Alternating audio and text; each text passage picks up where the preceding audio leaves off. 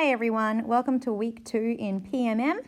We're going to start today with reviewing some index laws. So you did do index laws last year in year 9, so we are reviewing those today with one new law. So our goal today is to simplify expressions with indices using index laws. Our warm-up is just here. We've got 3 surd problems. So we have a subtraction, a binomial expansion, and a division within a surd here. If you can pause and take a moment now to complete those 3 warm-ups and make sure you send me the working out on OneNote by the end of the week, that would be fantastic. Now let's get stuck into our index laws. Index laws are to do with the index or the power of a number. So what I've done a template of here is I've put all the different ways that we can represent indices or see indices represented with brackets and multiplications and divisions and things. So we're going to go through now. We're going to make a list of all of our index laws that we learnt last year. The ones we learnt last year are the ones denoted here in black, and we have this one over here in blue that we're going to learn about today that relates back to the surds that we've been working on. So let's get started. If we see a to the power of m multiplied by a to the power of n, that's equal to a to the power of m plus n. So we add the indices together in that case. An example of that, I'm just going to pick a different colour there. An example of that would be if I had 2 to the power of 3 and 2 to the power of 4 multiplied together, that would be 2 to the power of 7, because 3 plus 4 is 7. Moving it to the right to our next one here, we can see if we have a to the power of m divided by a to the power of n. Another way that we might represent this is as a fraction, with a to the power of m on our numerator over a to the power of n on our denominator. If that is true, then we can simplify this as a to the power of m minus n. An example there would be if we had 2 to the power of 7 divided by 2 to the power of 4, that would be equal to 2 to the power of 3, because 7 minus 4 is equal to 3. Now let's say we have a to the power of m all to the power of n. Well, in that case, that's a to the power of m times n. Doing an example there, if we have 2 to the power of 3 to the power of 4, okay? 4 times 3 is 12, so that gives us 2 to the power of 12. Moving down, if we have a times b, all right, so a product of 2 numbers here, or 2 unknowns, all to the power of m, that means that m goes to the power, that m becomes an index for a and an index for b. So basically you can think of it in a way as expanding out to the a and to the b separately. So for example, if we had 2 times 3 all to the power of 4, okay, if I wanted to first expand that rather than multiply 2 and 3 together, that would be 2 to the power of 4 times 3 to the power of 4. And if you don't believe me, pop that in your calculator. Next, if we have a divided by b all to the power of m, it's exactly the same as the previous index law that m is going to work its way both for that a and that b. So it's going to be a to the power of m on a to the power of n. Excuse me, that's going to be a to the power of m on b to the power of m. All right, I'm not going to do an example for that one. We move down here, we've got a to the power of 0. Now, hopefully you would have gone through this quite a bit last year, but anything to the power of 0 is equal to 1. All right, so if I have 2 to the power of 0, that's equal to 1. If I have 0 to the power of 0, that's equal to 1 as well. And finally, we have this example over here, if I have a to the power of a fraction, and that fraction is m divided by n, and m and n are just whole numbers, they're integers, okay, positive or negative. That means we can write this as a to the power of m under a surd, where n is the root that we will take. For example, if I have 2 to the power of a half, okay, that means I have 2 to the power of 1 in a square root, where that little 2 indicates the square root.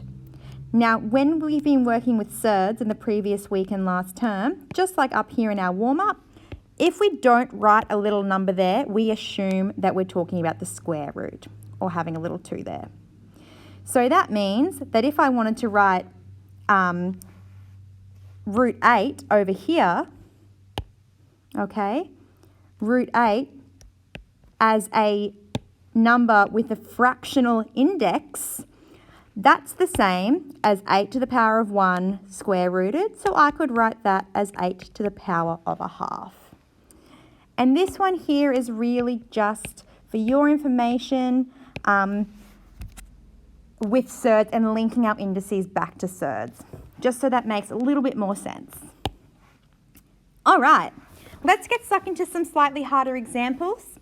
Now I've got 5 different types here which incorporate a whole different bunch of the index laws. They start off simple and become increasingly more difficult. If you would like to, pause now, see if you can have a crack at them based on the index laws we've learnt above or what you recall from last year. Otherwise, we're going to get stuck into that now. So for this first one, nice and easy, we're going to add those indices together, that 4 to that 5.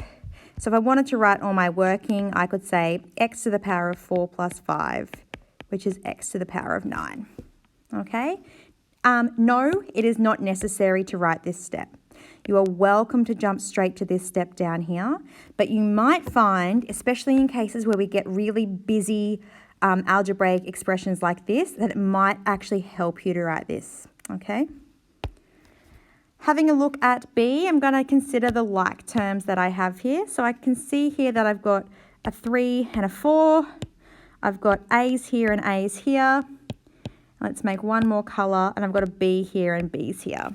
So these like colours are going to be able to be combined because we're just multiplying everything out. It does not matter what order we do that in. So 3 times 4 is 12. A squared times A, if I write that out fully, that's A squared plus 1 because that's to the power of 1. All right, and then we have B to the power of 1 plus 3. And remember, we're adding those indices together, not multiplying them. If I simplify that once more, I end up with 12a cubed b to the power of 4 as my answer.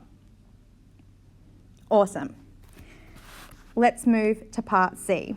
Now in part C, it's nice to consider, first of all, that we're working with a fraction. We first see a 4 and an 8 here, and I'm going to immediately divide both of those by 2.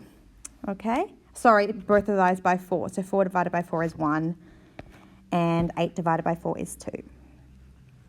Now, in the next step, you have a couple of options. So I'm going to do the first optional way to represent this in this example. I'm going to show you a slightly different way to work this out for E. Okay? So with C, now that I've cancelled my numbers from my numerator and denominator by taking out their highest common factor, what I'm going to do is I'm now going to write everything on the top. I'm going to consider all the x's and write them all on the numerator together. So for example, I've got an x squared here and an x to the power of 1 there. So I'm just going to write x to the power of 2 minus 1. Because we're dividing by them, we have to subtract. And then in our next pronumeral to consider is y. We have y to the 5 and y squared. So it's going to be y to the 5 minus 2 all over 2. We can't forget that 2 is there. And that means in our final step, we can simplify this as 2y y to the power of 3 over 2. And that becomes our answer. In the, not this example, but the next one, I'm going to show you how to do this just by cancelling out terms that you can see. You are welcome to show it in both ways, and I know that a lot of you will have received different methods of doing this from your teachers last year. Finally, we want to consider second to final, we want to consider when we have 2y cubed all to the power of 5.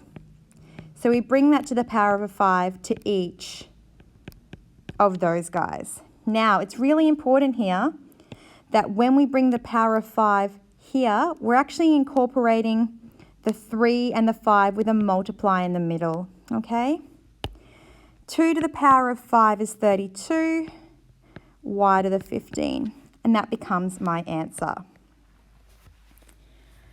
Now let's get stuck into question E. The first thing I'm going to do with question E is I'm going to get rid of this bracket, and I also notice I have a y to the power of 0 here, and I know that's going to equal 1 thanks to this index law. So let's simplify that first of all. So this is equal to 3x to the 3, y to the 6, and now in one step I've multiplied that 2 and 3 together, okay? That's where I got that 6 from. Multiplied by 4 x to the 4 all over 8x squared y. Now this is where I'm going to show some cancellations, okay? Now you don't have to do it this way if you feel uncomfortable. If you would rather write out the subtractions and the additions, please do that. This is just an alternative method. So the first thing I'm going to work with is the numbers. So I can see the numbers here, 3 and 4. Okay, I'm going to multiply those together, get them out of the way so I don't have to worry about them just now. Equal to 12. All right, here we go. I notice on the top line I have x to the 3, and I have x to the 4, and I have an x squared. So immediately I'm going to think to myself, well, okay, if I didn't have x to the 4, or rather, if I have x to the 4, that's equal, let's zoom in a bit, to x.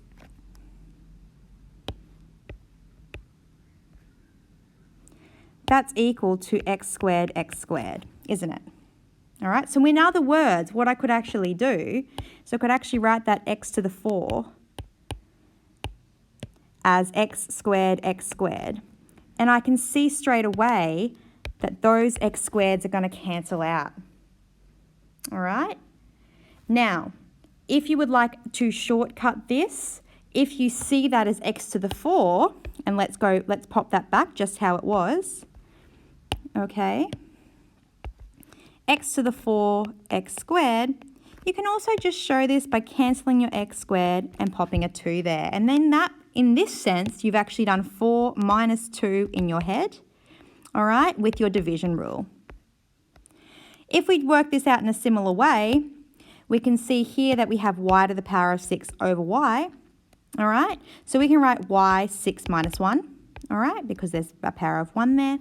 Alternatively, we can cross out that y and subtract 1 off that power, which means that we're now left with 12x cubed y to the 5 x squared all over 8. And simplifying that once more, we can see here that if we divide both of those guys by 4, we're going to get 3 and 2. And we can bring these guys together as x to the power of 5. So we end up with the answer 3x to the 5, y to the 5, all over 2. All right, and it is convention, where possible, that we can write the x before the y because it's alphabetical, but we will see later in our maths course that that is not always the case. Now, guys, I want you to have a go at these two questions here. All right, pause now. I want you to upload your working for these answers to OneNote. You should receive the answer 5b cubed and 1, if I haven't made any errors myself. But show me your working on OneNote, and when you've done that, I want you to get cracking on exercise 3E. All right, questions 2 to 5, IEN, question 6, KLMO, and question 7. So all of those guys there, just to get back in the swing of indices.